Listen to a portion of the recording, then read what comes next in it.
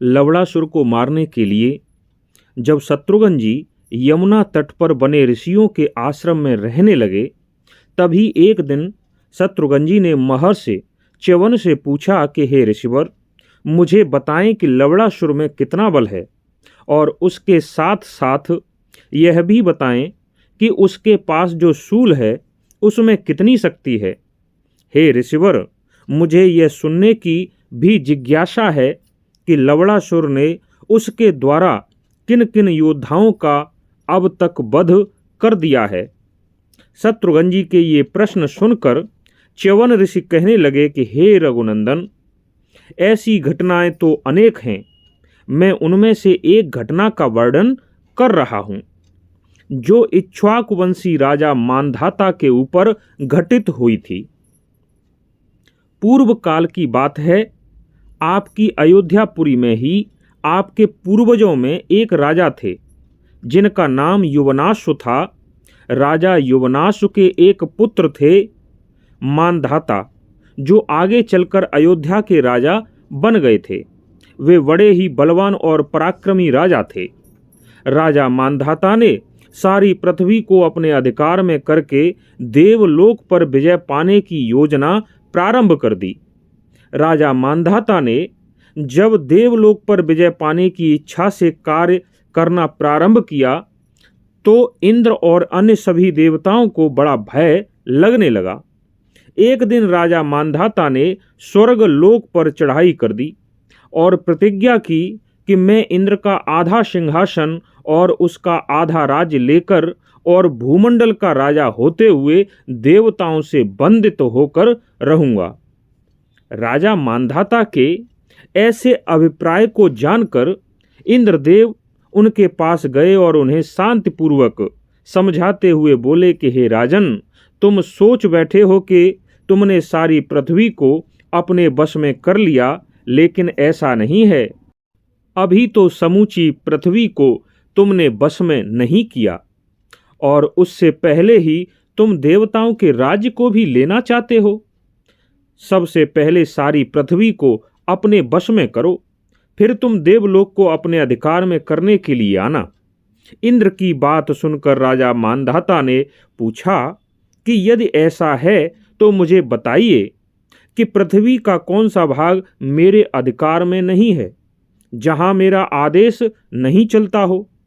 तब इंद्र ने कहा कि हे राजन, मधुवन में मधु का पुत्र लवणासुर रहता है। वह तुम्हारी आज्ञा नहीं मानता, तुम्हारा मधु नगर में आदेश नहीं चलता है। इंद्र की यह बात सुनकर राजा मांधाता को बड़ी लज्जा हुई और लज्जावश वे इंद्र के सामने कुछ बोल ना सके और शीघ्र ही मुंह लटकाए हुए वहां से पृथ्वी लोक पर आ पहुंचे। अब उनके मन में एक ही विचार था कि मैं शीघ्र ही मधु के पुत्र लवणासुर को अपने वश में करके ही रहूंगा। फिर क्या था, इसी उद्देश्य की पूर्ति के लिए राजा मांधाता विशाल सेना लेकर मधुवन की तरफ चल दिए। कुछ दिन के उपरांत जब वे मधुवन के निकट पहुंचे तो उन्होंने अपना दूत लवणासुर के पास भेजा। राजा के दूत ने लवणासुर से अनेक कटु वचन और कठोर बातें कहते हुए अपने आप को राजा मांधाता के नियंत्रण में शासन करने के लिए कहा। लवणासुर को उस दूत के व्यवहार से बहुत क्रोध आ गया और शीघ्र ही उस दूत को उसने तोड़ मरोड़ कर खा लिया। जब काफी समय हो गया, दूत लौट कर नहीं पहुंचा, तब राजा मांधाता ने क्रोध में आकर मधुवन को चारों तरफ से घेर कर आक्रमण करना प्रारंभ कर दिया। लवणासुर ने भी हंसते हुए अपने हाथ में अपने पिता का दिया हुआ वह शूल उठा लिया और राजा मांधाता व उनकी सेना पर उस शूल को छोड़ दिया। एक ही पल में उस शूल ने संपूर्ण सेना सहित राजा मांधाता को भस्म कर दिया और पुनः दूसरे ही क्षण लवणासुर के पास वापस आ गया। इस प्रकार संपूर्ण सेना सहित राजा मांधाता लवणासुर के शूल से मारे गए। राजा मांधाता के मारे जाने की घटना सुनाते हुए च्यवन ऋषि कहते हैं कि हे रघुनंदन, उस शूल की शक्ति की कोई सीमा नहीं है। हे शत्रुघ्न, कल सुबह जब तक वह राक्षस उस अस्त्र को न ले ले, उससे पहले ही शीघ्रता करके अगर आपने उसका वध कर दिया तो आपकी विजय निश्चित है, और आपको ऐसा करना ही होगा, क्योंकि आपके हाथों यदि लवणासुर का वध हो गया तो सभी लोगों का कल्याण हो जाएगा।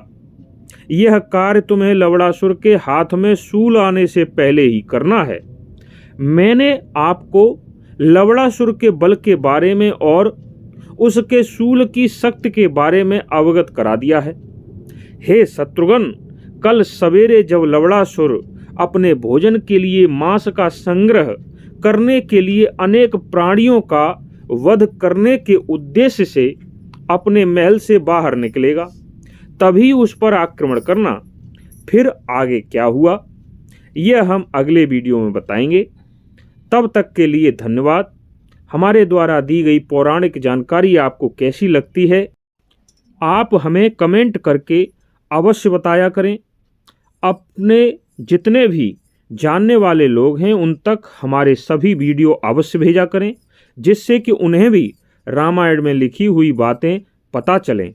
और हमारे वीडियो को लाइक अवश्य करें। अभी तक हमारा चैनल सब्सक्राइब नहीं किया है तो कृपया हमारे चैनल को सब्सक्राइब भी अवश्य करें। धन्यवाद।